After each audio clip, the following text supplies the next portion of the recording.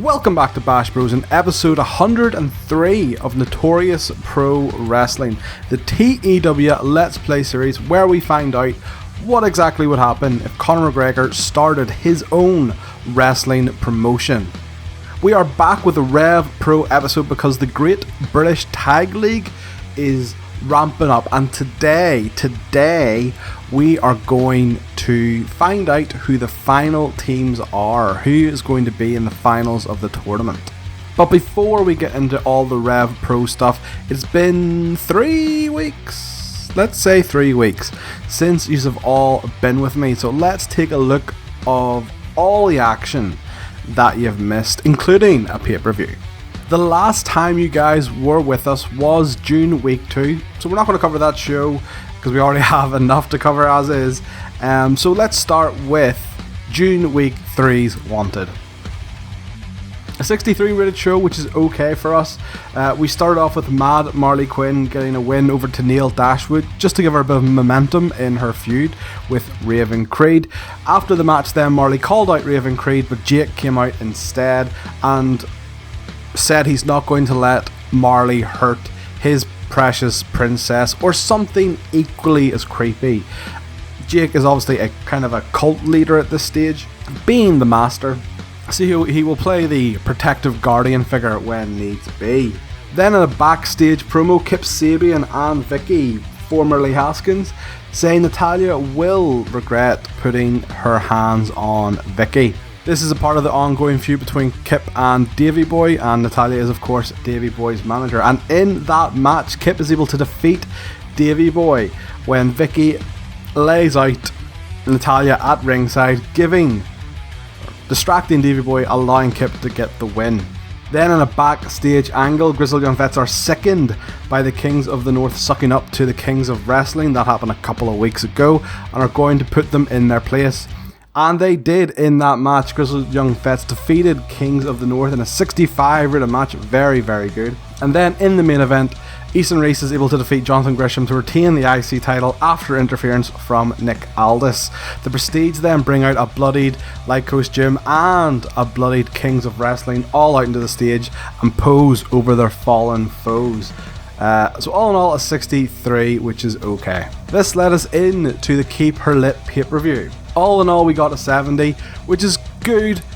Not as good as some of our previous pay-per-views have been, such as Fear No Man 79, Ayer Balak 74, 77 with Obsession, and 74 with We Rise, but not a bad score. We opened up with Cody Rhodes versus Ricky Knight Jr., with Cody Rhodes getting the win, and afterwards Cody offered a handshake to Ricky Knight, but Brittany, something doesn't sit right with Brittany about this whole Cody Rhodes thing. Then in their debut match, Oday Tai defeat Rhea O'Reilly and Martina with a 56 rated match. One thing to note about this, Bea Priestley only came in with a 50, and I'm not gonna lie, that's a bit worrying, as she's supposed to be our future women's champion, outperformed by Jamie Hayter.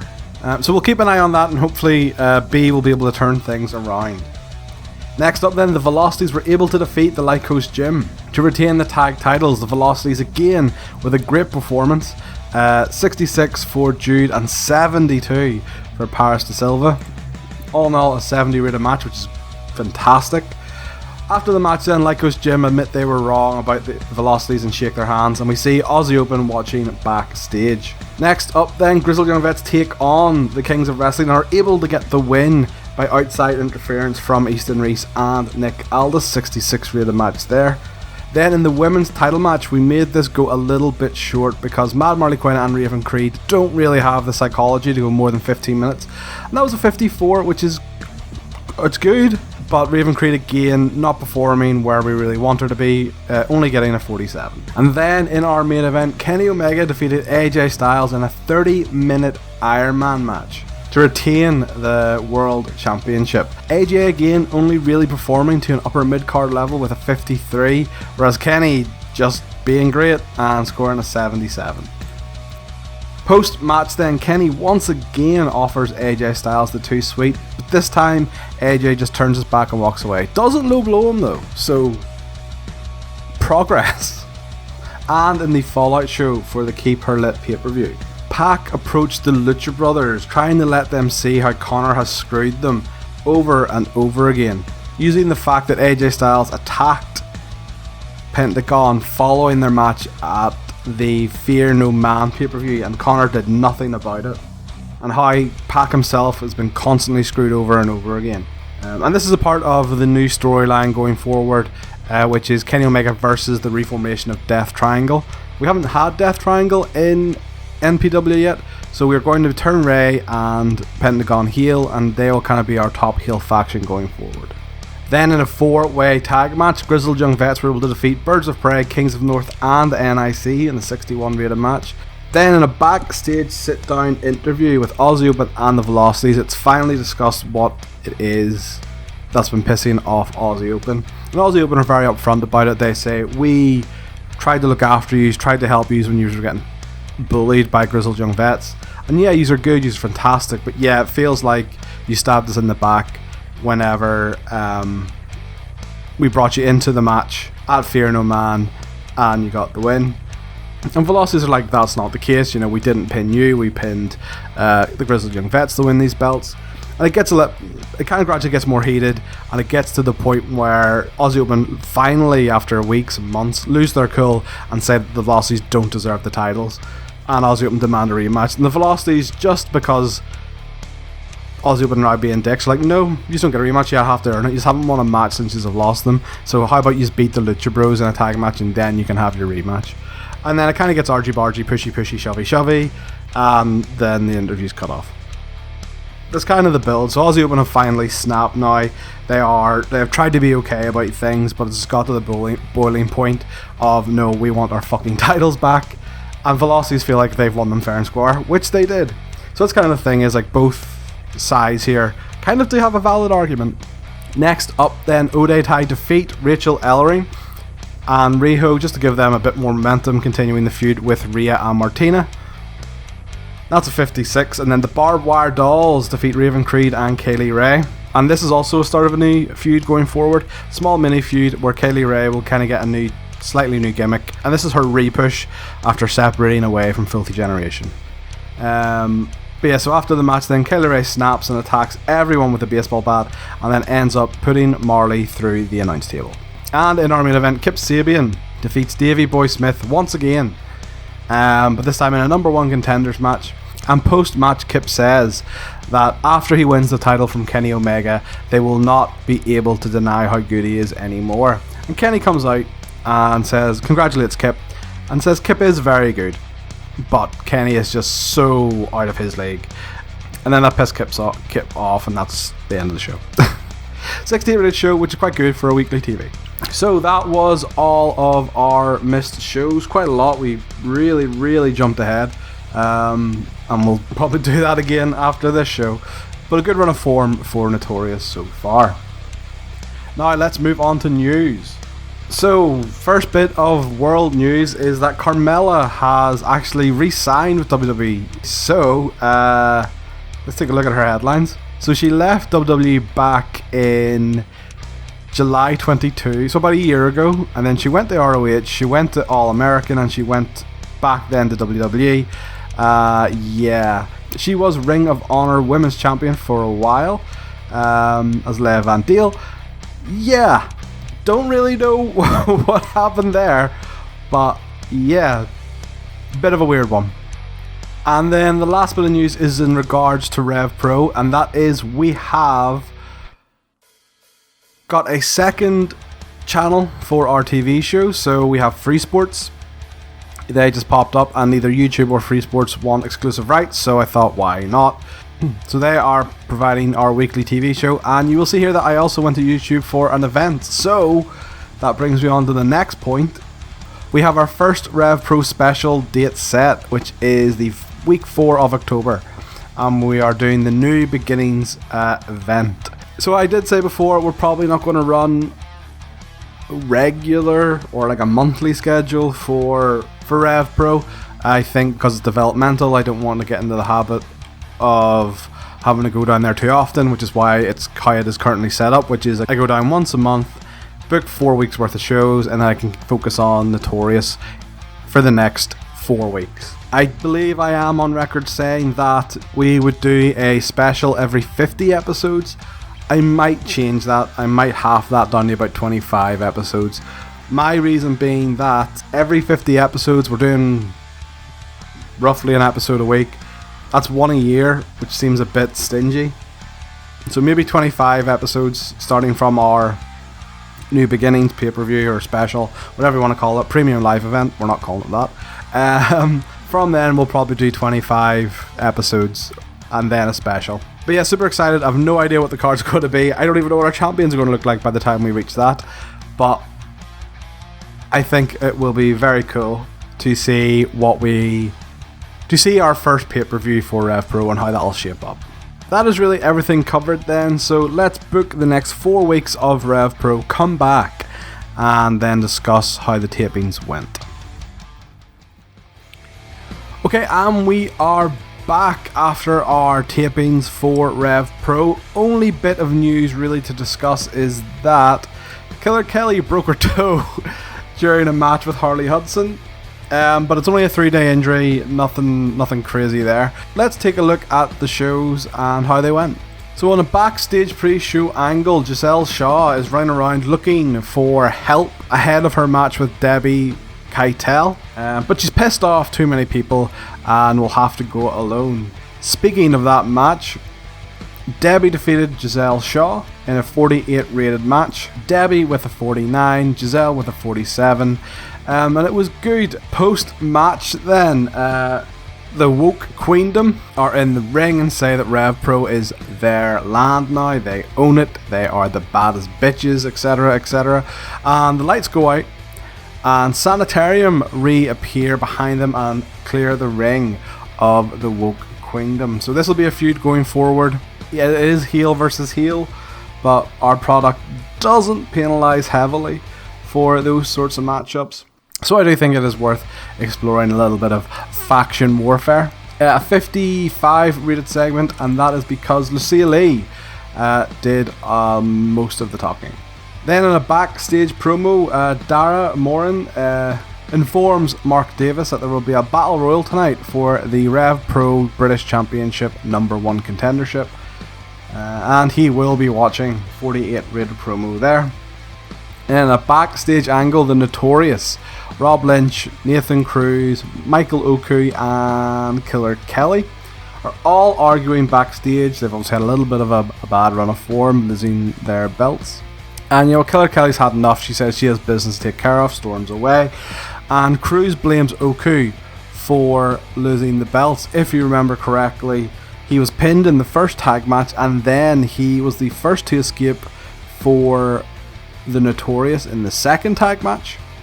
But of course in a tag team cage match both competitors need to escape to win. But that left Nathan Cruz alone and he succumbed to the numbers of Aussie Open. So it's one of those things where technically Michael Oku is right, he was just trying to win the match, but Nathan Cruz feels like he was actually running away as a card. But Nathan says tonight Michael Oku is going to do the right thing and follow instructions. Then next, Millie McKenzie defeated Sky Smitten in a bit of a squash match, but afterwards Killer Kelly ran out and put Millie McKenzie in a chokehold until staff and agents have to pull her off.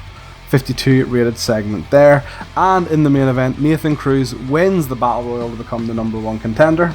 And the final two were Nathan Cruz and Michael Oku, and Nathan Cruz demands that Michael Oku climbs over the top rope and eliminate himself, and he begrudgingly does.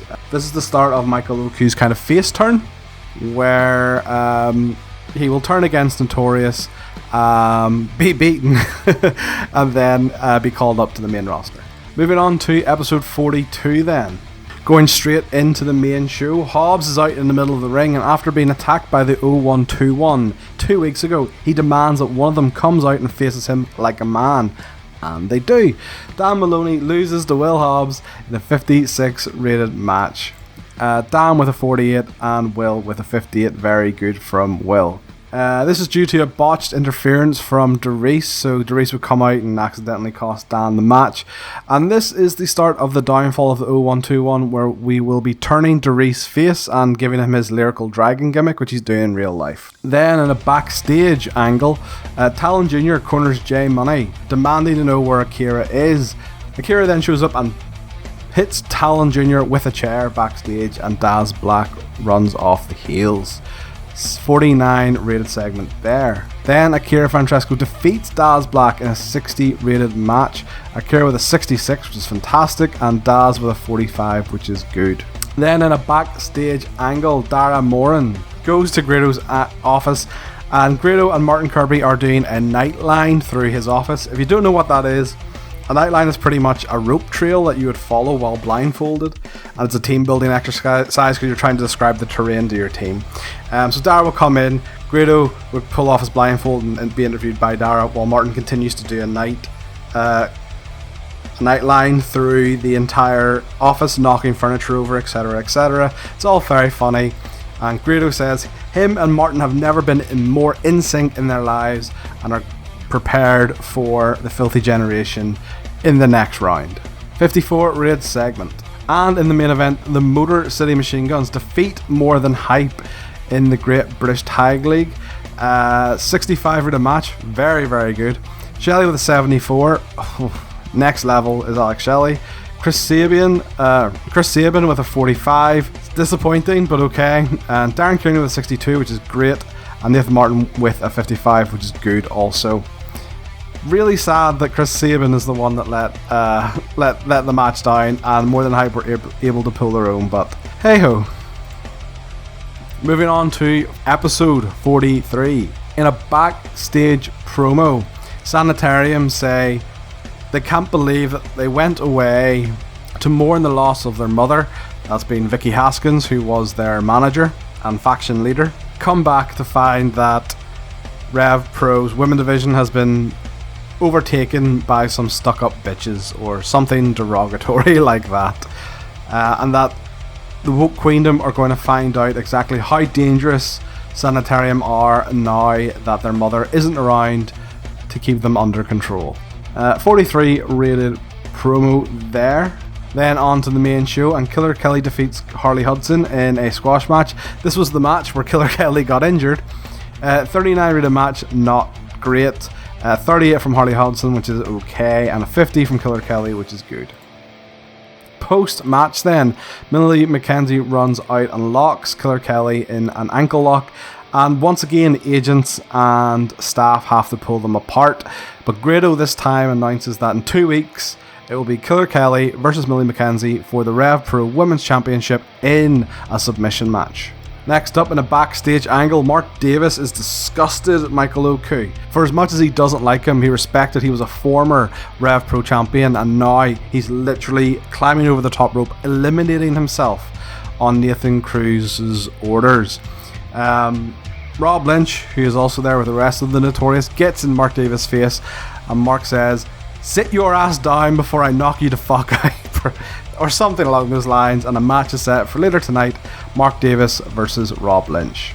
Then in a backstage promo, Woke Queendom say that Sanitarium are going to learn, just like everyone else in Rev Pro, that soon enough everyone takes the knee and bows to their queen. 60 rated promo again, Lucia Lee, just a very good promo. A 60 rated promo, and as she gets more over, that will only continue to increase. 2 of the faction members do combat. It's a weird way to phrase that. Nightshade defeated Gia Adams in a 47 rated match. Gia with the 48, Nightshade with a 46. Good for both women. Then in the main event, Mark Davis defeats Rob Lynch. Mark with a 61, which is great. Rob Lynch with a 54, which is good. All in all, a 60 rated match. And post-match, the Notorious are beating down Mark Davis, and Nathan Cruz has Mark, holds him up. Michael Oku goes for the super kick, misses and hits Nathan Cruz instead. But again, just that hint of dissension amongst them, and again, this is more evidence that Nathan Cruz feels like Michael Oku is going to betray him, but it was a legit accident. And in our final tapings, it didn't go well. A 50 raid show, which is, it's fine for Rev Pro and their size, but by our standards, quite weak. As you can see, a lot of, and if this wasn't a harbinger of doom, look how many pre-show angles we had, because I couldn't fit them all on. So let's go through them all, shall we? So a backstage promo from Filthy Generation saying that they're done with Bad Company, and soon after tonight they'll be done with that clown Grado. Then next up, backstage angle, Dan Maloney tells Darius, look, forget about last week, it was an accident, just focus on winning tonight. But Dan still looks a little bit pissed about the whole thing. And finally, a backstage promo with Akira Francesco says that Daz Black got what he deserved last week, and Talon Jr. is going to get exactly what he deserves this week. Then on to the main show. Grado and Martin Kirby defeat the Filthy Generation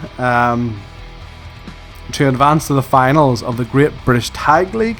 A 46 from Aspen, a 43 from Grado, a 51 from Lewis, and a 42 from Kirby. All in all, a 50. And this was due to outside interference from Bad Company and BT Gunn. BT Gunn comes in, hits a roundhouse kick to knock out Aspen, and Grado gets the pin after a splash. And post-match, Grado and Kirby celebrate like they've already won the damn tournament. 51 for the celebration. Then we have Akira defeating Talon Jr. So Akira 59, which is good. Talon Jr. a 39, which is okay. And all in all, 54. Post-match then, Akira tries to rip off Talon Jr.'s mask, but Kyle Fletcher, the Cruiserweight Champion, comes out, gets in Akira's face and raises the belt, setting up that feud going forward.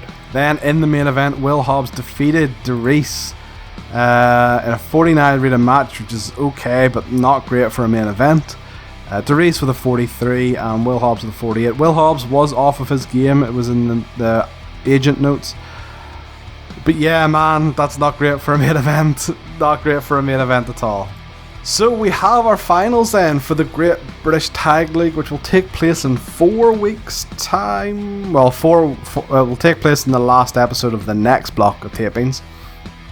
Yeah, man, I went back and forth on who was going to be in the finals in this.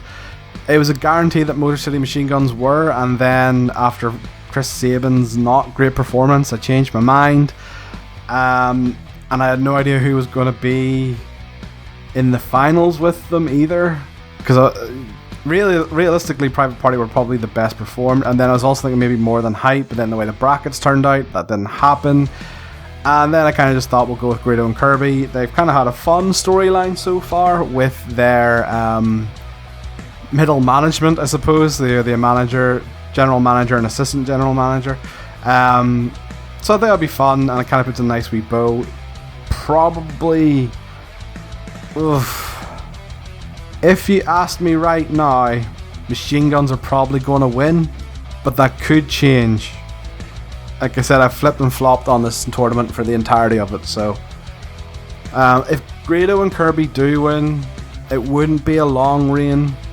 They'd be very quickly dethroned by maybe, I don't even know. Our best heel tag team is currently, the Private Party are very good, and their performances have been very good so far for us. So maybe them. 0121 are dissolving, so it won't be them. The Downfall only recently graduated, and they're not good enough. Filthy Generation, they've been better. They've been a lot better since they have come down the Rev Pro. Could be a shout in giving them the belts, see how they progress and further, and it would tie into the NAK reformation storyline that'll happen now that the Great British Tag League's done. Natural Classics were good, but don't see them as tag title holders just yet, but hope if they progress and get better, they could be. Not the 9-9. The Purge again, they've been very strong. I still don't know how kind of the heel face divide's going to work in this NAK storyline, so have to wait and see. And the Young Guns again, they're good, but they're definitely not championship material just yet. In regards to Rev Pro, I have kind of been thinking I need to maybe trim some of the fat. It's quite a bloated roster for an hour show, and there's just people I don't use. So Bobby Tyler I haven't used in like forever. Chikara, I don't know if I've actually used her in a match yet. She might go. Drew Parker, he's good, but unfortunately he just isn't available because of Japan commitments. Madison Miles, again, like, I've barely used her. I feel like I just need to cut a lot of the crap from the women's division and bring in some new talent. Because my thought process is, who does Millie McKenzie feud with after Killer Kelly if she doesn't drop the belt? We don't really have that many top heel contenders. Probably at this stage Debbie Keitel. Probably. We still need to get through the Woke Queendom versus the Sanitarium storyline for that. And then looking on ahead, could I possibly drop the belt to Killer Kelly, call up Millie McKenzie, but then who does a heel champion face? Zia Brookside's back down there, so maybe Zia. Kanji, she came off a big win over Angel, but very slim picking, so I might gut out the women's division in Rev Pro, and then the next time you guys are back, we'll take a look at some of the people I've brought in. You know, Zan and Zoe Lucas, like, I've only used them for the first time in this Woke Queendom storyline, so probably have to think about, and they weren't great, they weren't bad, but they weren't great, so do I release one or two of them? Because we have Zan, who was our face jobber, but Harley Hudson does just as well and has more potential. No, just lots of thoughts in my head, and I don't really know what I'm going to do just yet. But look, that is it for another episode. If you have enjoyed this, do leave a like and subscribe to the Bash Bros channel for more Notorious and other great shows.